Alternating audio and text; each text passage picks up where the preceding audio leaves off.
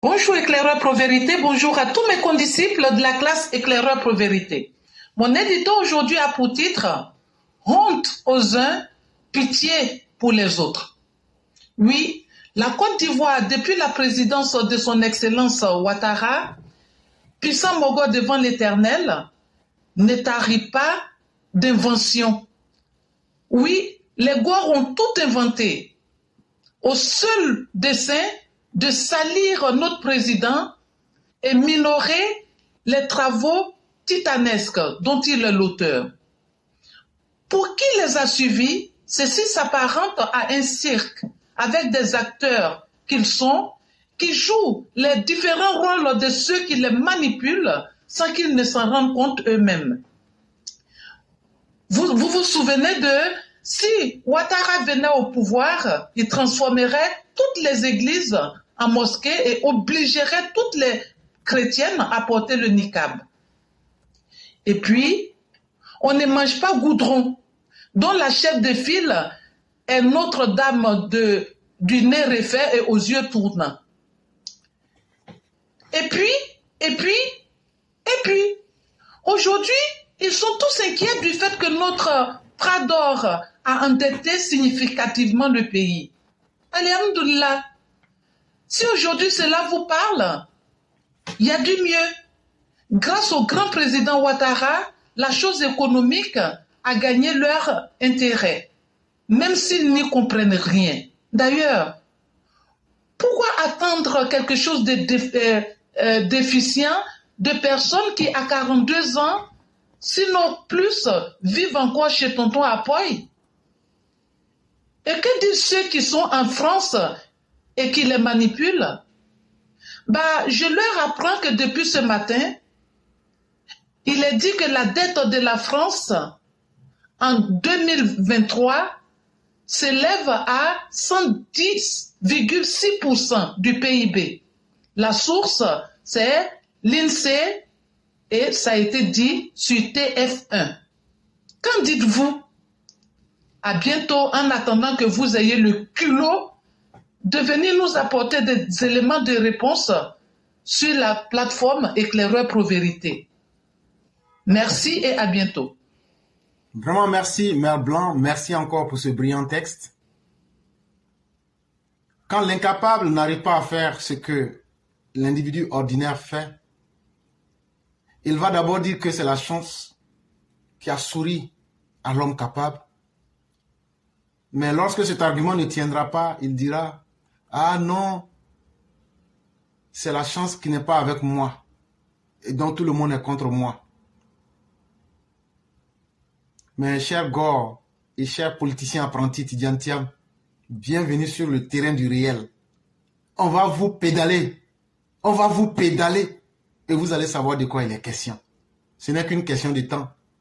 Vos premiers espions que vous avez envoyés n'ont pas réussi la mission. Envoyez ceux qui sont mieux. Tidiane Thiam, tu peux effacer ton histoire sur la toile, mais elle est connue de tous. Parce que nous sommes vivants, nous sommes des contemporains. On va la raconter dans tous les détails. Et c'est ce qu'on fait tous les jours. Et on vous dit, si ce qu'on a dit n'est pas vrai, allez poser plainte contre nous. On est trop prêt pour vous. Mais Tidiane Thiam, il faut t'apprêter. On va faire sortir des choses. Tu vas dire, mais mon Dieu, d'où est-ce que ça vient? Ce que tu sais là, on va faire sortir. Ce n'est qu'une question de temps. Pour Laurent Gbagbo, eux sont des partisans de la violence. Et j'ai dit ceci à l'ambassadeur Bandama. Monsieur l'ambassadeur Bandama Maurice, vous êtes pour nous quelqu'un de très clivant. Vous flirtez beaucoup avec les opposants. Quand on a vu le Nord, les Gouzanaounou, les opposants, on a vite fait de comprendre. On ne sait pas si vous êtes dans un double jeu. Mais nous tenons à vous dire ceci.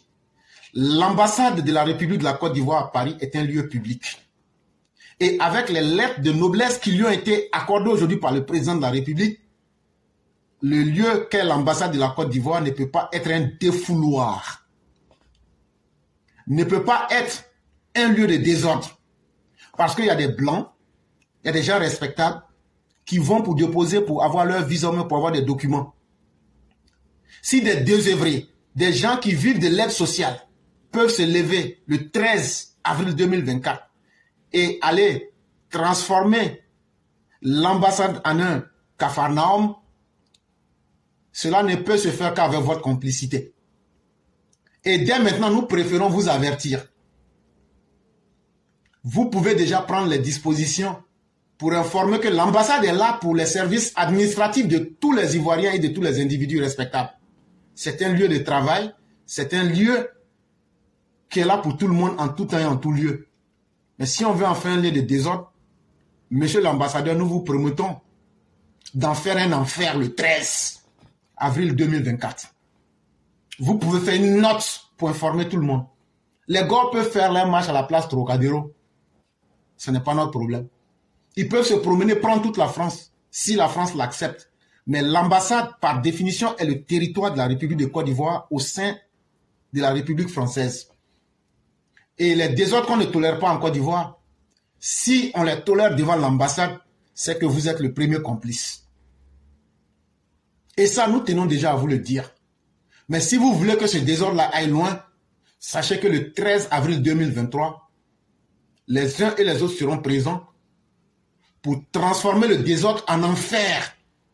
Et vous serez aussi le premier responsable de cette situation. Et donc, prenez ce que nous disons comme du flatou vocis et attendons le 13 avril 2024 pour voir ce que ce jour va nous offrir.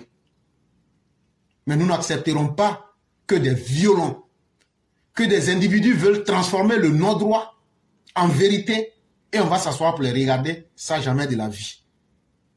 Aujourd'hui, de la manière qu'eux ont confiance à la violence là, c'est comme ça que dans leur plus grande force de la violence, quand ils étaient devant l'État, nous on les a défaits. Et on est prêt à reprendre la même chose. Même si on fait ça 1000 fois, là, nous on va les gagner 1000 fois. Mais nous demandons à tous ceux qui sont à Paris de se mettre en état de veille, de s'apprêter sur tous les scénarios. De s'apprêter sur tous les scénarios possibles. Mais si les gars s'amènent dans les environs de l'ambassade, en tout cas les conséquences, c'est Banama Maurice qui va rendre compte au président de la République. Et il aura compris et le président comprendra toute l'incapacité de M. Banama Maurice quand il ne peut pas prendre des décisions pour sécuriser l'ambassade et ses environs de la violence d'individus sans projet de vie.